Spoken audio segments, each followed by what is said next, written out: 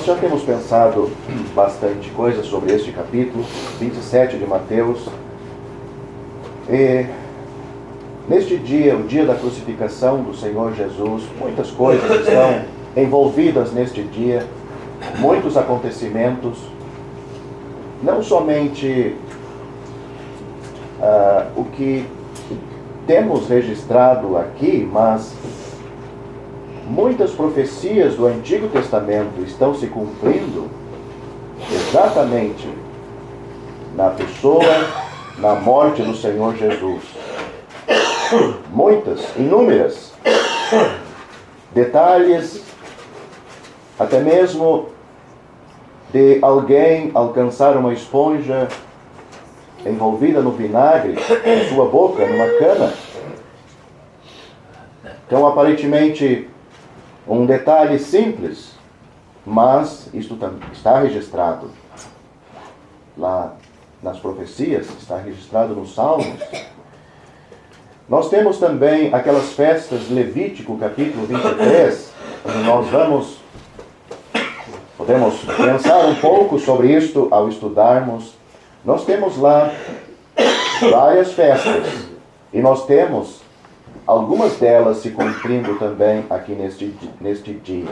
Nós temos, por exemplo, a Páscoa, que está se cumprindo aqui. Nós temos os pães asmos, começa a se cumprir a partir do outro dia.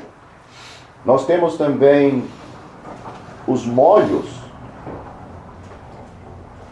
que fala da ressurreição de Cristo, que era feito a Páscoa era feita no dia 14, os pães asmos começava no próximo dia, dia 15, e no dia 16 era feita uma festa chamada Festa das Primícias, aonde o povo trazia, que na época era o tempo da colheita da cevada, então trazia aqueles molhos de cevada e apresentava perante o Senhor, e era para ser movido perante o Senhor. Então depois podemos aprender um pouco sobre isto, sobre esta festa.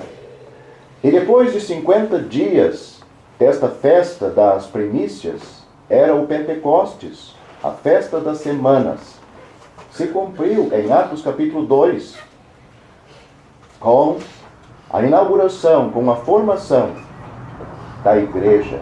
Nesta festa era apresentado 2 pães, pão com fermento, que era raro ser apresentado nas festas ao Senhor, um pão com fermento. Então, isto nos fala daquilo que foi instituído, aonde havia de haver homens. E aonde há homens e mulheres, sempre existe a possibilidade do mal entrar no meio deles. Como o fermento sempre é uma figura do mal, então está aí os detalhes para nós vermos. No que acabamos de ler, nós vemos que após o Senhor Jesus dar aquele grande brado, aonde ele disse que estava consumado, não aparece aqui, mas está em João capítulo 19, nós temos no versículo 50, então ele rendeu o Espírito. Então todos os seres humanos lutam até o final contra a morte.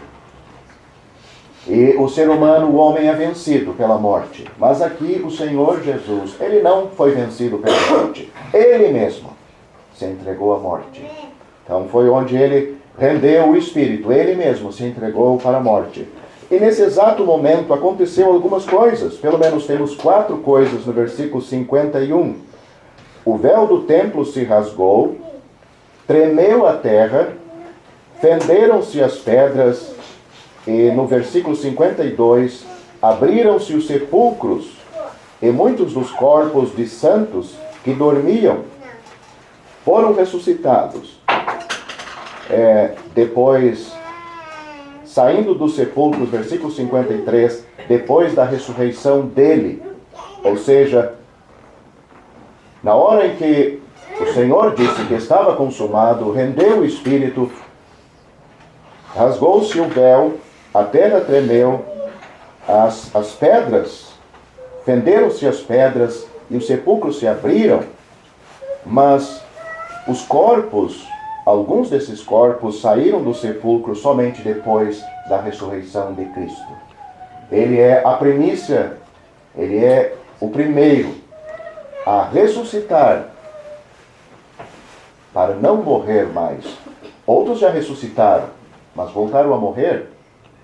Ele é as primícias da ressurreição, o primeiro que morreu, que ressuscitou e não passou pela morte novamente.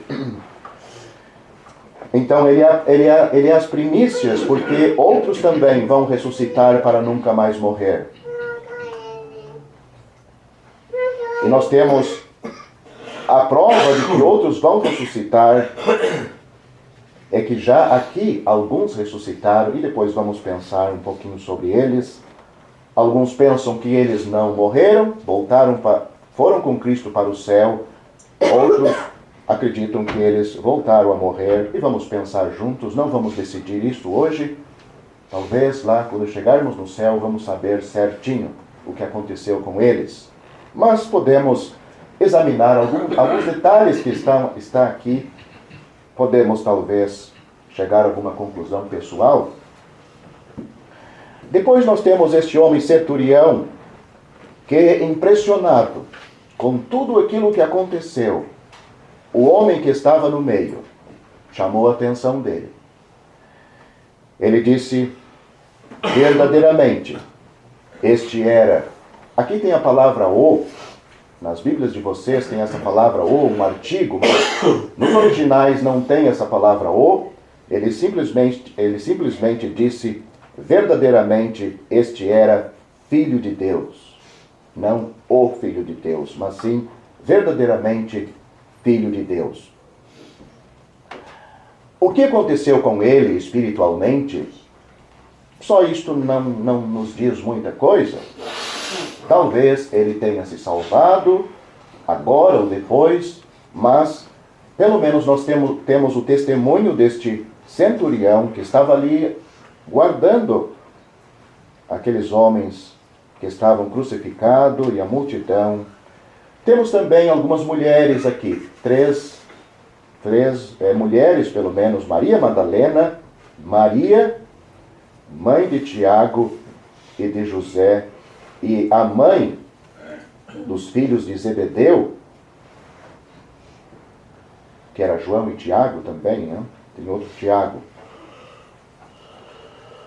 Então, nós temos também o sepultamento do Senhor Jesus, que ficou aos cuidados deste homem rico, José de Arimateia, juntamente com Nicodemos. Nós não temos ele aqui, mas aparece no Evangelho de João, onde mostra a noite que ele foi estar com o Senhor Jesus. Depois nós temos mais um registro dele defendendo o Senhor Jesus. Ele fazia parte do Sinédrio. Então este homem, também as Escrituras do Antigo Testamento está cumprindo-se, porque ele esteve com os ricos na sua morte. É assim que está, né? Então aqui está um discípulo oculto, que não tinha aparecido até então. E vamos pensar isso também depois. E termina o nosso capítulo com estes homens se lembrando que o Senhor Jesus Cristo disse que depois da sua morte ele ia ressuscitar. Interessante, né? Porque os inimigos estão preocupados para que não suceda o cumprimento do que ele disse. Não que eles estavam acreditando que ele ia ressuscitar, mas eles estavam imaginando que os discípulos podiam roubar o corpo dele e dizer: olha, o que o nosso Senhor falou se cumpriu. Então eles queriam uma guarda para guardar bem o sepulcro onde estava aquela pedra, e aí Pilatos autorizou a ser feito isto. Mas até nisto nós vemos que o inimigo é vencido, porque na realidade inimigo foi, guardou, selou, colocou guardas, colocou selo. Os próprios homens, estes líderes, se encarregaram de ir lá, selar a pedra e verificar e deixar os guardas lá, confirmado que está seguro, não tem como alguém entrar. Pois é, mas ele saiu de lá.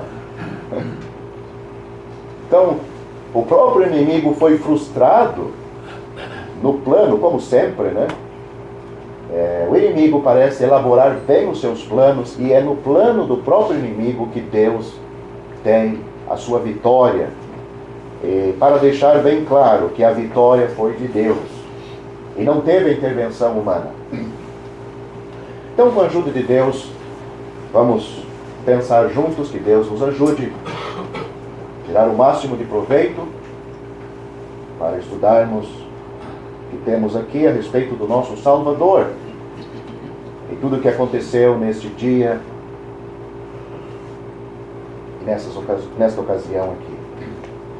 Se algum irmão quer comentar estes versículos, alguma coisa que achar interessante que ficou para trás, pode fazer isso agora.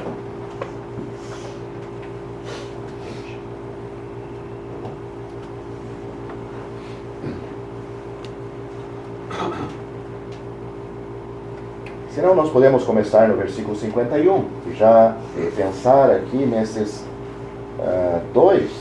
três versículos, né? 51, 52, 53, onde nós temos todo esse incidente após a morte, após ele render o espírito e até ao terceiro dia, porque vai até o momento que essas pessoas, esses santos, saem dos sepulcros após a ressurreição dele. Então já está aí o primeiro dia da semana.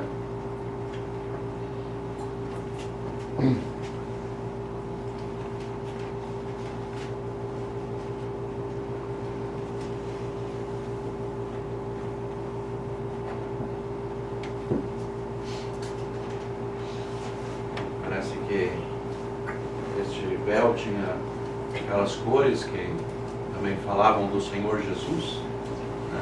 Como pano azul, púrpura, carmesim, vinho fino, né? Tinha os querubins, desenhos. Então, era algo que também falava dele. Nós vemos que agora está se rasgando de alto a baixo, né? Isto ficou para trás e agora tinha uma realidade, né? Porque por ali só o sumo sacerdote podia entrar, né? O Santo dos Santos. Mas agora cada crente, cada pessoa salva tem o privilégio de falar com Deus. E o que tinha atrás da área desse? Não sei se nesses dias ainda estava funcionando, né? Mas pelo menos no Velho Testamento, e conforme o Senhor determinou para aquela nação, lá estava sendo realizada, né? Mas aqui talvez muita coisa já tinha mudado, né? E o que estava atrás deste véu era a arca. O véu não era o que nós temos hoje. No português, véu para nós é aquele pano fininho que é feito toalha, isso aqui, né? Ou alguma coisa mais fino, uma textura bem fina, que é feito cortina ou toalha. Não é isso que o véu, nem no Antigo Testamento, nem no Novo Testamento, onde fala para as irmãs cobrir a cabeça com véu, não significa aquele paninho fino ou transparente, mas era um pano grosso feito com linho, como já foi destacado, de várias cores, até com desenhos. Então não era fácil alguém rasgar ou cortar aquilo ali, mas ele foi aberto e de alto a baixo, mostrando que algo sobrenatural aconteceu. Ou seja, Deus mesmo, ele abriu aquilo de alto a baixo, que por anos estava fechado, e como foi dito, só o sumo sacerdote, um homem só, em toda a nação de Israel, ele podia entrar uma vez no ano, e no dia da expiação, quando ele fazia expiação pelos seus próprios pecados e o pecado da nação, ele chegava lá e espargia o sangue sobre o propiciatório, que era a tampa da arca. Mas aqui a arca já não existia mais. Estava vazio. Não tinha mais. Porque quando eles voltaram de Babilônia, a arca não voltou. Não tem registro da arca. Ela sumiu. Então, podiam fazer o ritual ainda, mas a arca não estava mais ali. E o culto deles já tinha deixado de ter o seu valor para Deus. Não passava de formalidade. Mas, mesmo assim, o Senhor Jesus disse que aquela casa era a casa do seu Pai. Faltava reverência. Faltava a devida reverência para com aquilo que Deus instituiu. Hebreus capítulo 10 nos fala desse incidente, diz 10 e 19: tendo, pois, irmãos, ousadia para entrar no santuário pelo sangue de Jesus. Aquilo que o sumo sacerdote fazia no ano, uma vez no ano, entrando com sangue na presença de Deus, diz aqui que o Senhor Jesus entrou nesse santuário, não ali no templo, mas diretamente na presença de Deus com o seu próprio sangue, pelo novo e vivo caminho que ele nos consagrou pelo véu, isto é, pela sua carne. E tendo um grande sacerdote sobre a casa de Deus, cheguemo-nos com verdadeiro coração, em ter a certeza de fé, tendo os corações purificados da má consciência e o corpo lavado com água limpa. Como é que aquele véu era o corpo do Senhor Jesus?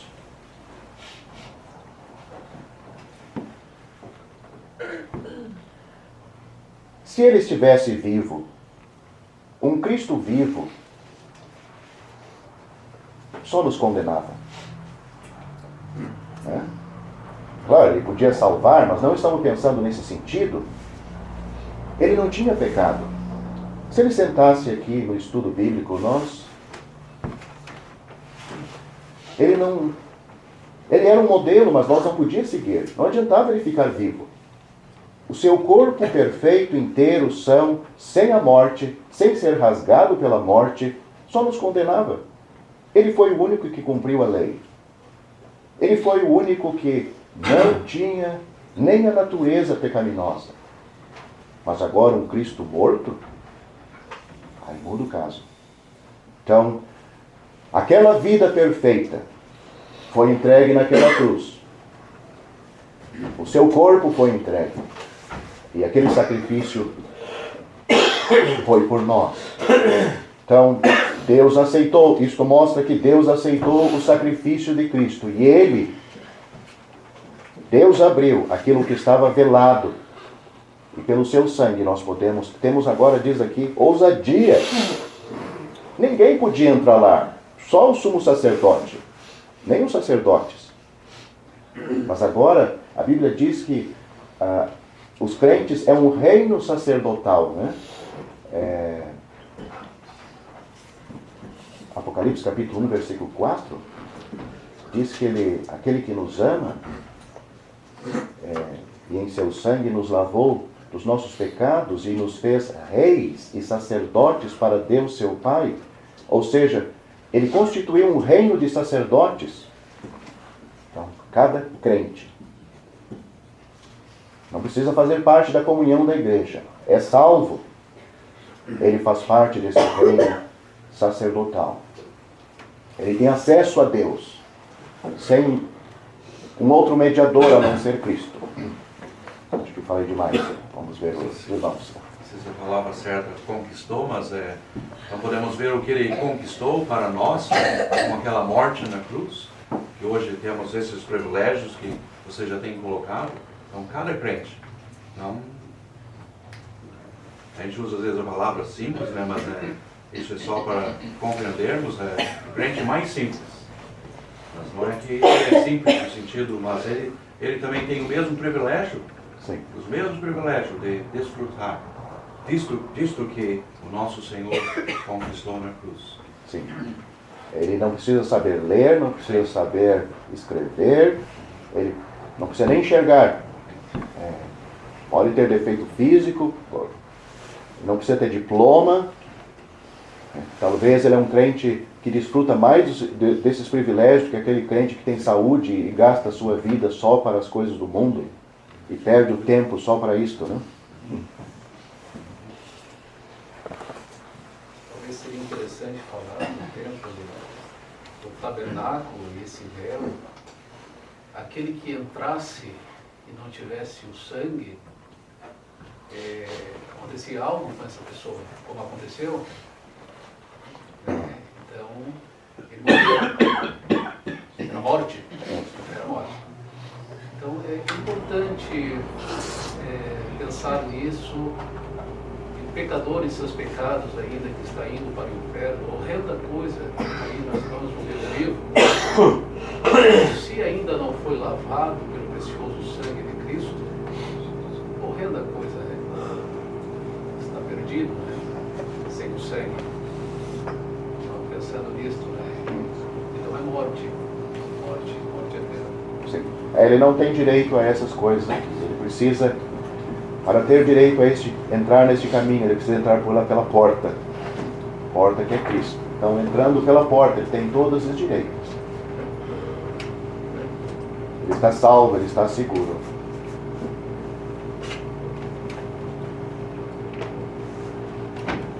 Então, o véu, nós já pensamos, ele foi rasgado. Ele não foi cortado, né? Uma tesoura, mas foi rasgado, não foi cortado com uma faca, mas rasgado, como se faz com as mãos. Então teve uma mão poderosa, mesmo que escondeu o sol para tratar com seu filho, tratar em juízo com seu filho, é a mesma mão agora que abre este véu de alto a baixo, dizendo: eu estou satisfeito, não tem nada. A mão que castigou o filho é a mão que abre o lugar santíssimo. Aqui, de forma ilustrada, ele está abrindo lá na terra o templo, mas nós não temos o templo mais, né? Mas a presença de Deus. É este lugar que é importante. Diretamente a presença de Deus. O crente pode entrar. Pelo nosso Senhor Jesus. Então isso quer dizer também que todo aquele sistema do Antigo Testamento, né, é dado por Deus. O sistema que foi dado através de Moisés para o povo de Israel, a lei,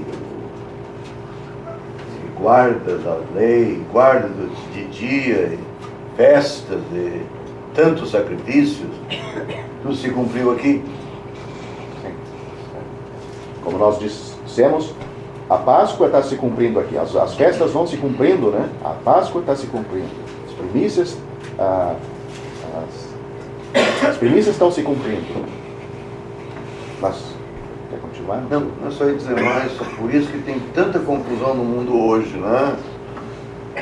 Aplicam coisas que se refere, foi ensinado para o povo de Israel, e não tem nada a ver com os nossos dias, com o Evangelho que Cristo mandou pregar, salvação pela fé em Cristo, a forma como os salvos se reúnem para a ceia, para a pregação do Evangelho, para estudar a Bíblia. Não tem nada a ver, e no mundo tem tanta confusão, que misturam tudo, aplicam coisa daquele tempo como se fosse para hoje. Aí só dá confusão. Como salvação pelas obras, salvação pelo batismo, se não é batizado não se salva, se não paga o dízimo não se salva, se não guarda o sábado não se salva, toda essa coisa.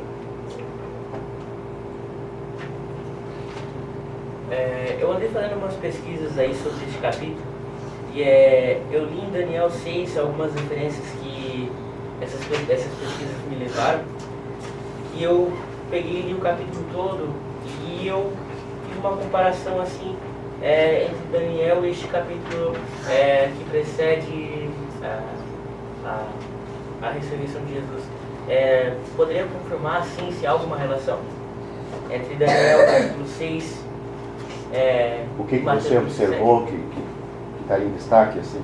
Daniel sendo, primeiro, Daniel sendo jogado na cova dos leões, né, pelos inimigos, a crucificação de Jesus Cristo. Depois ele sendo salvo da boca dos leões. E depois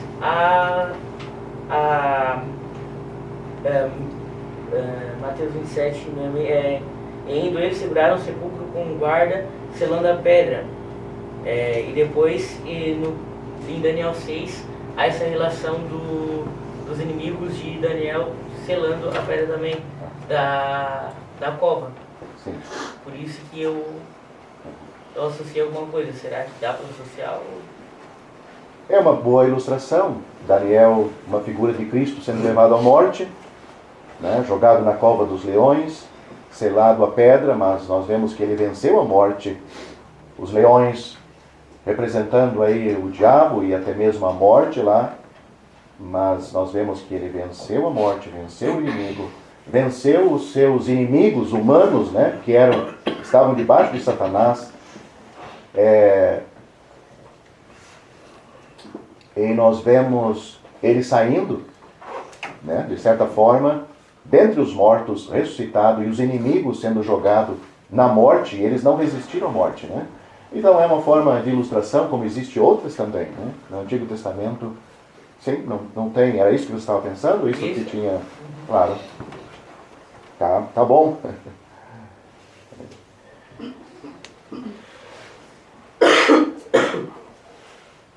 Estava pensando aqui nesses homens, era a nação de Israel, era para ser o povo de Deus.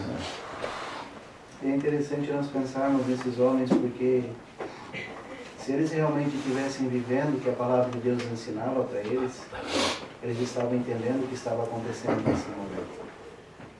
Mas o que prova aqui é cada versículo que a gente vem estudando, que nenhum deles praticamente, eu acho que a maioria, se podemos dizer assim, estavam completamente longe de Deus. Nós lemos de Simeão lá em Lucas, né, que esperava a consolação de Israel, e Deus mostrou em espírito para ele que ele ia ver o Messias. Então quando ele colocou no colo, ele disse que agora podia despedir em paz o servo, né, que os olhos dele já tinham visto a salvação.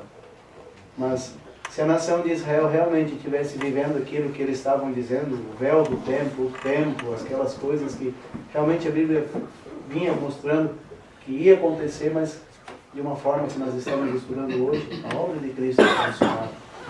Eles teriam compreendido. Mas não, é triste, né? Essas coisas que Deus deu, era para preparar eles para quando chegasse o Senhor Jesus, ou Messias, né, como você está destacando, como Simeão, Ana e outros, visse nele. Estaria a realidade, é isto que Hebreus, né, a carta aos Hebreus se ocupa em destacar a superioridade dele dos anjos, a superioridade dele de Josué, de Abraão, de Arão, as figuras, era tudo para levar a Cristo, mas eles não, o coração deles, como diz o Senhor Jesus, vocês me honram com os lábios, mas o coração está longe de mim. Então é justamente isto. Não é que eles não conheciam a Bíblia, não liam, mas requer mais do que isto. Né? Requer obediência à palavra de Deus, requer temor, reverência, requer uma disposição de deixar a palavra de Deus fazer mudança em nossas vidas.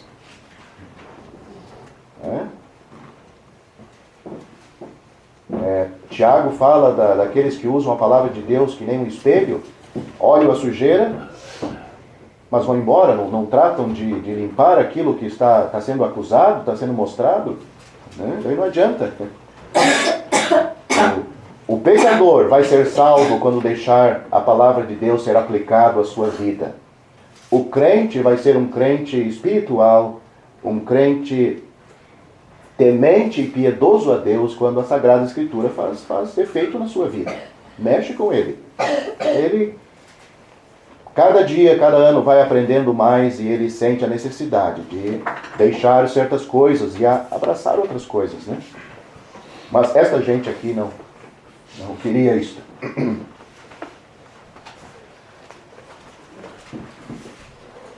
Nós temos aqui também: tremeu a terra com aquele brado, a grande voz, do versículo 50. Quando ele rendeu o espírito, além do véu se rasgar de alto a baixo, tremeu a terra. Que pessoa estava naquela cruz, né? Não havia corações tremendo ali à base da cruz, né? Pecadores endurecidos pelo pecado e por Satanás, mas a terra tremeu.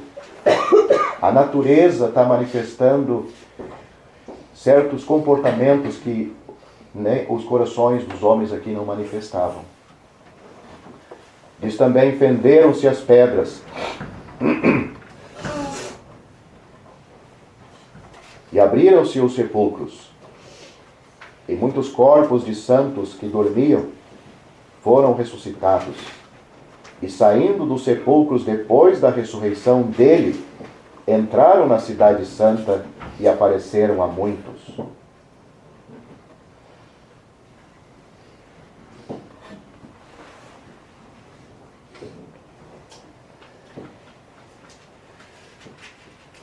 Então aqui nós temos a antecipação da ressurreição dele, né? Para explicar o que aconteceu com esses corpos. Abriram os sepulcros, eles ressuscitaram, mas depois que ele ressuscitou. Após ele primeiro e depois os outros. Então, 1 Coríntios capítulo 15 trata da ressurreição dos crentes. E diz que Cristo foi as primícias da ressurreição. As primícias estão ligadas com aquela festa, que era a festa das primícias, onde na época da cevada eles colhiam, tinha a época da colheita, então eles colhiam, e na festa, depois da Páscoa, eles apresentavam, era uma ordem de Deus, para apresentar a Deus, para agradecer a Deus pela colheita, pela boa plantação, pela lavoura, pelo alimento que Deus estava dando. Mas não era só uma festa para ocupar o tempo das pessoas, era uma festa que estava falando de coisas futuras, que falavam da ressurreição do Senhor Jesus. Num galinho daquele, tem muitas sementinhas, né? E aquelas várias sementinhas vieram de uma única semente que caiu na terra e morreu. Então esta é a ideia. Cristo caiu na terra, o único grão de trigo. Ele morreu, mas ele gerou outros grãos de trigos, que também podem morrer, mas agora ele foi a primícia, ele ressuscitou, então os outros também vão ressuscitar. Ele é a primícia da ressurreição. Quando aquelas pessoas vinham para apresentar ao Senhor, eles não traziam toda a lavoura? Traziam um pouquinho. Mas traziam um pouquinho de algo que estava lá. Então, esta é a ideia. O Senhor Jesus é aquela parte, não significa que ele é pequeno, mas a primeira parte. O que aconteceu? Então, se existia aquele pouco ali naquele dia, é sinal que tem uma lavoura cheia lá para colher. Então, isto se cumpriu aqui nesse dia. Que maravilha, né? Nós lendo o Antigo Testamento, lendo lá sem muita atenção, pode passar despercebido. É uma festa e tem essas coisas aqui, o que significa, né? Mas tem lição. Tem lição preciosa que o Espírito Santo registrou lá em figura. Está cumprindo e vai se cumprir ainda nos crentes. Um dia os sepulcros deles não vai ser rachado como eles vão sair da onde estiverem. Como Cristo passou pelos sepulcros, né? faz lembrar de Tessalonicenses, né? Estaremos sempre com o Senhor. Sim. Ele morreu, ele ressuscitou primícias, e aqueles que morreram dele também vão ressuscitar. Então, como o Espírito Santo deixa bem declarado, né? Ele está vivo, os outros vão estar também junto com ele. Isso é precioso, né? Eu fico pensando, depois os crentes lendo isso aqui, muitos corpos de santos está falando aqui, né? Então, é o corpo e a alma salvo, né? O corpo é salvo também. Que dormiam, diz aqui dormiam, né? Foram ressuscitados. Importante. Sim. Como era, pensando lá nas festas de Levítico, como isso era importante para aquele povo, como você tem destacado, a primícia, como eles apreciavam isto, enchiam os seus cestos para levar ao sumo sacerdote, para ele apresentar. Então até depois era repartido para os pobres, os levitas, órfãos, viúvas. Então, como as outras festas também, então eles apreciavam isto.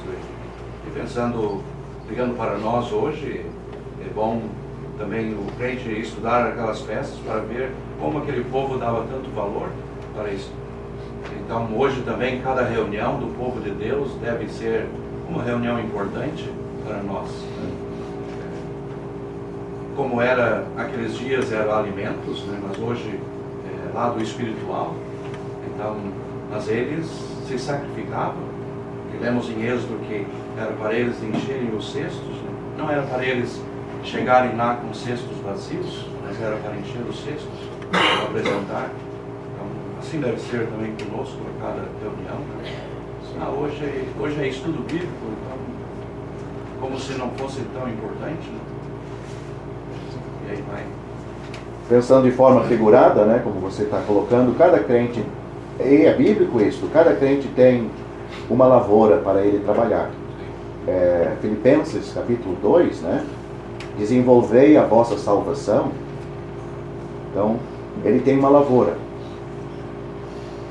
onde ele ou está deixando criar mato, ou ele está trabalhando. Então ele pode dizer, essa minha salvação é tão boa, é uma grande salvação. Pois é, mas o que está fazendo essa grande salvação? É a mesma coisa, um fazendeiro pode dizer, isso aqui é tudo terra minha, é tudo meu aqui. Tudo cheio de mato, não tem gado, não tem nada. E que não tem palanque onde demarca, né? A salvação é algo assim, mas então, o que o crente está fazendo da sua lavoura, né? Está cultivando, está plantando coisas boas, vai colher durante a sua vida presente, e depois na velhice também ele vai ter o que oferecer para outros crentes mais novos que estão chegando. Ou ele vai ser criança a vida toda, como estavam os coríntios, né? Ele disse, os coríntios não estavam crescendo. Nós queria falar alguma coisa? Não, acho que eu estava olhando Hebreus, e todo aquele sistema lá em Hebreus 10, que era sombra, né? Tudo era sombra, não era a realidade. Não ia permanecer. Sim. Tudo falava de Cristo, né? Nós vemos lá agora em Cristo, né? Ele preparou tudo que precisava. Então temos o melhor em Cristo agora. Uma sombra é exatamente do que a figura, né? Mas ninguém fica falando com uma sombra. Fala com a pessoa. Né? A sombra pode ter todas as silhuetas e os detalhes, né, do que é real, de um prédio, de uma pessoa, de uma árvore. Mas é o representante. Tem aí, então, Cristo é a suma, né? É a essência, é a realidade de tudo isso. Então, alguns acreditam que esses crentes foram para o céu com Cristo. Eu não vejo assim, porque alguns detalhes podem fazer nós acreditar que eles voltaram a morrer novamente. Primeira coisa é que eles não saíram da sepultura como o Senhor Jesus saiu. O Senhor Jesus, ele ressuscitou com um corpo transformado, glorificado. E ninguém precisou abrir o sepulcro para eles saírem. Esses aqui precisou ser aberto o sepulcro para eles saírem, porque os corpos não estavam transformados. Eles saíram com corpos normais, corpos com doença, corpos sujeitos à morte. Quando o Senhor Jesus voltou para o céu, nós não lemos que foi mais alguém com ele, algumas pessoas com ele, mas acredito que já esse detalhe da ressurreição de um e da ressurreição de outro já nos mostra que eles não subiram com Cristo para o céu. Outra coisa, o Senhor Jesus, depois da ressurreição, ele não entrou na cidade e se mostrou para todo mundo, como eles fizeram. Ninguém viu mais Cristo, só os salvos. Aqui diz que eles entraram na cidade e apareceu a muitos. Então, esses detalhes e talvez outros, porque não fiquei aí estudando todos os detalhes, para mim isso já é suficiente para mostrar que essas pessoas voltaram a morrer de novo, não subiram com ele para o céu. Mas cada um fica com... Também parecido com Lázaro. Lázaro foi ressuscitado Lázaro, também. até aquela menina também. A menina também. Mas aqui um caso especial, alguns pensam que foi com ele para o céu, para mostrar que os crentes também vão. Não era necessário. Ele já fazendo isto, que ele era um homem, então nos mostra que outros vão. Eu tenho uma pergunta para fazer. Sim, senhor. Você sempre leio esses versículos e tem bastante dúvida. Isso se deu no dia que o Senhor morreu, no dia da sua morte? Porque você tem destacado que ele é as primícias, né? Ele ressuscitou primeiro. Mas foi na hora da morte do Senhor Jesus Cristo que esses corpos ressuscitaram? Assim, versículo 51. Eis que o véu do templo se rasgou. Então, naquele momento, quando ele deu o brado, ali, a grande voz, versículo 50. Nesse momento, o véu do templo se rasgou de alto a baixo, e tremeu a terra, e fenderam-se as pedras, e abriu-se os sepulcros. Só até aí. Isto foi neste momento. Tá? Na hora que ele deu o brado de vitória, o brado da vitória, entregou seu espírito, ele disse: está consumado.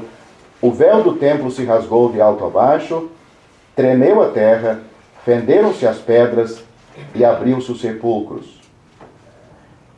Agora, e muitos dos corpos que dormiam foram ressuscitados e saindo do sepulcro depois da ressurreição dele. Então, ou seja, no primeiro dia da semana daí. Depois que ele ressuscitou. Isto. Mas algumas coisas aconteceram antes, no momento que ele disse: está consumado. E ele rendeu o espírito, o véu abriu, a terra tremeu, os sepulcros, as rochas se... Diz aqui, as pedras se fenderam-se as pedras, e abriu-se os sepulcros. Neste mesmo incidente, né? Naquela hora. Mas os corpos seguiram ali. Depois ele ressuscitou. Não podemos pensar daqui 1 hora, 2 horas, mas ele ressuscitou primeiro, logo após eles estão ressuscitando. Chegaram em casa. Imagina, né? Podemos imaginar essas pessoas chegando em casa. A gente não sabe quanto tempo faleceu, né? Não diz aqui. Mas não devia ser pessoas muito antigas, né? Devia ser mortes recentes. Chegando em casa, imagine só. Mas diz que eram santos, eram pessoas salvas, né? Então, pessoas que estavam na glória já. Se não tivesse aquele depois da ressurreição dele, dá a pensar que, né, que tinha sido até antes, né? É por isso que eu disse aqui, nós temos, nesse versículo, nós temos até o terceiro dia, né? Até o primeiro dia da semana. Sim, sim. No único versículo, passou o dia e o sábado e despontava o primeiro dia da semana, quando ele ressuscitou. Então eles saíram. Lembro desse assunto ser destacado numa conferência, os irmãos Sim. tinham uma boa divisão, mas entendiam dessa forma. Foi depois da ressurreição do Senhor. Ah, sim, isso sim.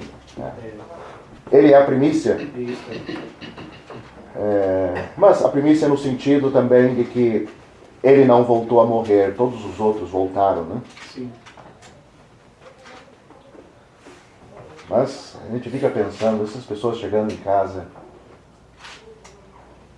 o que houve?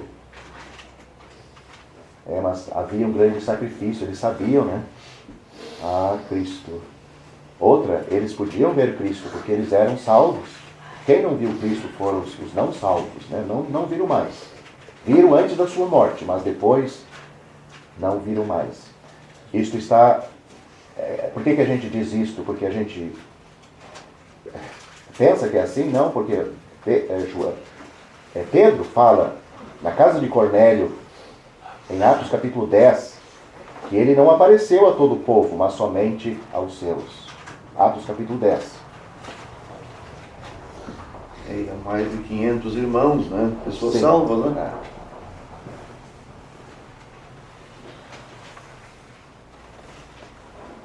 Que acontecimento, né? Tanta coisa. Né?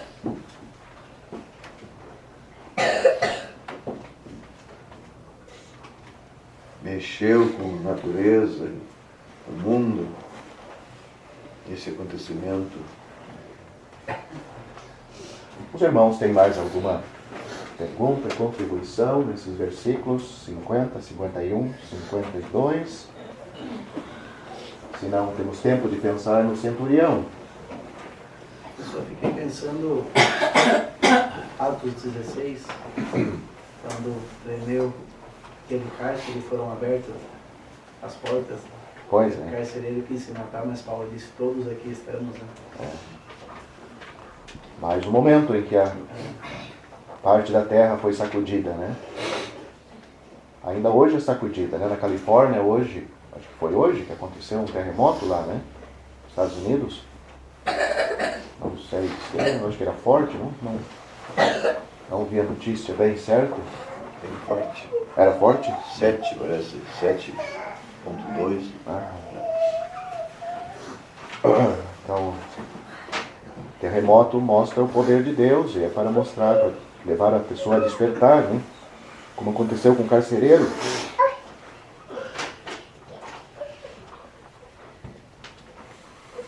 Então, o centurião, um homem que já tinha acompanhado muitas mortes, um homem que estava acostumado a ver prisioneiros agonizar nas cruzes, e de certo clamar e gritar, mas ele, de certo pela primeira vez, acompanhou a morte de um homem sereno, tranquilo, falando com Deus como fosse o seu pai. Pai, perdoa-lhes porque não sabem o que fazem. Pai, nas tuas mãos entrego o meu espírito. Esse centurião, de certo ao pé da cruz, ficou impressionado. De certo já tinha ouvido a história dele, e agora ele vê pessoalmente ele morrer ali. Falar com o ladrão, pouco antes da morte, hoje mesmo tu estarás comigo no paraíso. O ladrão que estava blasfemando no início, agora chama ele de Senhor, Senhor, lembra-te de mim quando entrares no teu reino. Ele disse, tu estarás comigo hoje no paraíso. Então essas coisas levaram este homem a dizer, verdadeiramente, este era filho de Deus. Ele disse, olha, de certo chegou à conclusão, só pode ser, não tem outro. É o que ele está dizendo. Essa pessoa que está aí é o Filho de Deus. Tinha mais pessoas com ele, né, Josué? E os que com ele guardavam a Jesus, vendo aquele terremoto, Sim. tiveram um grande temor, né? Normalmente ficava o centurião e mais 4 soldados, possivelmente para cada cruz, né? Então havia outros ali, né? Nós vemos os guardas repartindo as vestes entre 4. Então, normalmente era 4, o centurião e 4 soldados, mas só ele. Nós vemos a confissão. placa estava escrito: este é Jesus Nazareno, o rei dos judeus, né? Sim. Mas ele diz filho de Deus. E era um gentil, né? Que compreensão. Os judeus ali escarnecendo dele, né?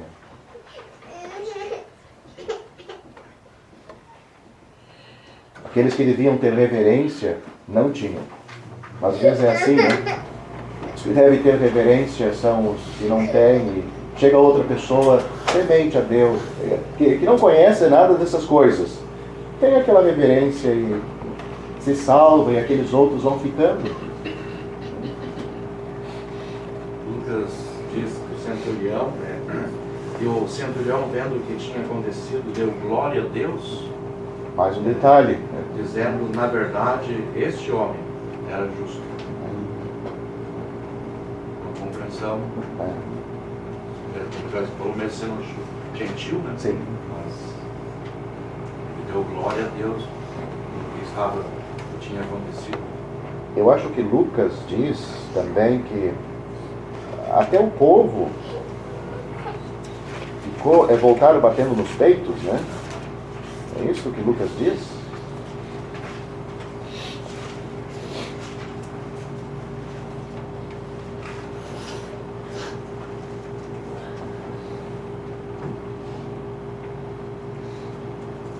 E toda a multidão que se ajuntaram a este espetáculo, vendo o que havia acontecido, voltava batendo nos peitos.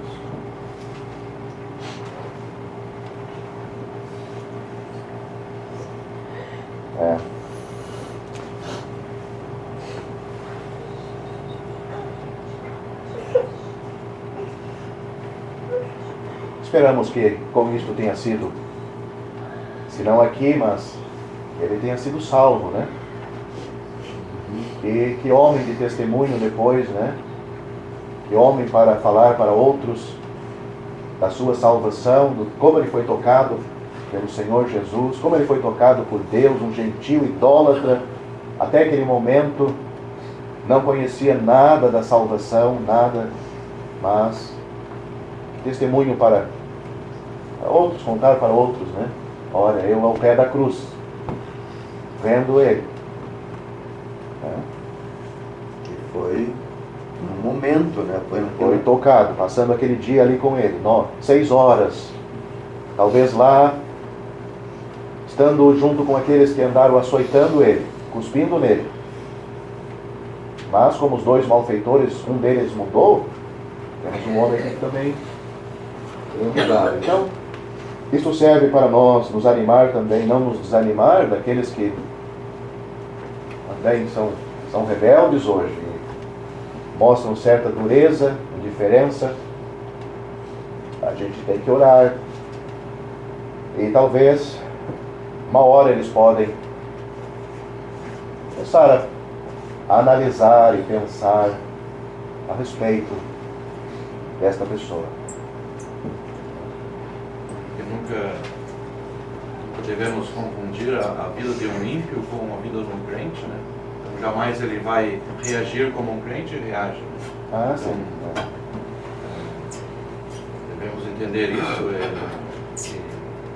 Ele pode estar ouvindo o Evangelho, mas de repente vira as costas. Mas não, isso é uma atitude do pecador. Sim. Nós não podemos dizer que nunca vai se salvar ou não vai vir mais, não. Devemos orar e ir atrás dele. Só a salvação que vai mudar esse homem. Não tem nem comparação. O crente e o ímpio. Não pode ser. Tem grandes diferenças que não. Certas coisas no crente continuam a mesma coisa, né? Que nem aquela parábola da grande ceia, onde foi trazido aqueles aleijados para a grande ceia. Não diz que o aleijado começou a andar, que aquele que não enxergava era cego, começou a ver, mas agora eles estavam em outro lugar, eles estavam comendo coisas diferentes, estavam vivendo um ambiente diferente, estavam sendo tratados diferente, o Senhor deles era outros, mas continuaram com os defeitos. A mesma coisa o crente, Muita coisa acontece na vida dele, operado por Deus, mas outras coisas está aguardando as primícias, né? A salvação do corpo, quando vai ser tirado essa natureza que está aqui e o corpo vai ser transformado, aí então tudo estará completo. Se você gostou deste vídeo, deixe seu joinha, isso nos ajudará a divulgá-lo. Também não se esqueça de inscrever-se em nosso canal, ative o sininho das notificações para que você receba os novos vídeos, deixe seus comentários. Obrigado por assistir este vídeo.